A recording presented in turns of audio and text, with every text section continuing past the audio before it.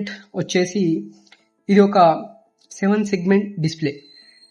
దీన్ని 7 segment display అని ఎందుకంటారంటే ఇక్కడ చూసినట్లయితే మనకి 1 2 3 4 5 6 7 ఇక్కడ ఈ 7 మార్క్స్ అనేటివి ఉంటాయి. అంటే ఈ 7 మార్క్స్ వల్ల దీనికి 7 సెగ్మెంట్ డిస్ప్లే అని పేరు వచ్చింది. సో దీనికైతే ఇక్కడ 5 పిన్స్, ఇక్కడ 5 పిన్స్ ఉంటాయి.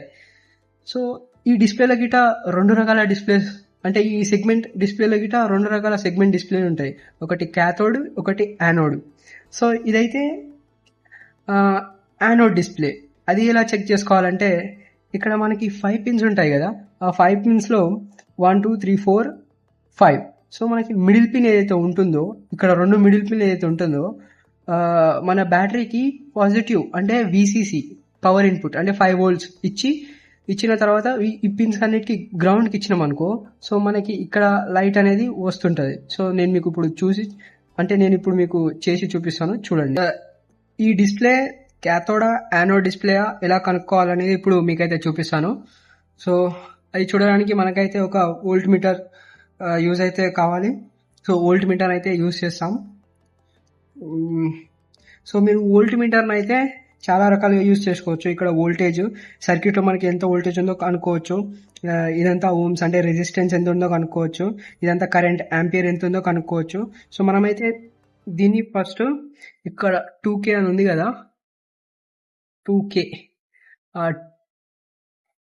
ఇక్కడ ఈ 2K మీద అయితే సెట్ చేసుకోవాలి. చేసుకున్న తర్వాత సో ఇప్పుడైతే మీరు ఇక్కడ అబ్జర్వ్ చేయండి, నేను 7 సెగ్మెంట్ డిస్ప్లే. సో దీనికి మిడిల్ VCC ఉంటుంది, అంటే మిడిల్లో మనకి పాజిటివ్ టర్మినల్ కనెక్ట్ చేయాలి.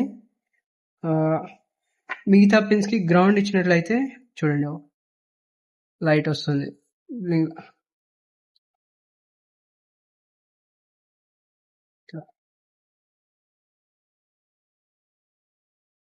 దీని ద్వారా ఇది ఏ డిస్ప్లేనో, అంటే ఈ విధంగా మనం ఇది ఏ డిస్ప్లేనో కనుక్కోవచ్చు, క్యాథోడా యానోడా అని. సో ఇప్పుడు నేను కనెక్షన్స్ రివర్స్ ఇస్తాను. ఇప్పుడు చూడండి, మిడిల్ దానికి నేను గ్రౌండ్ ఇస్తున్నాను.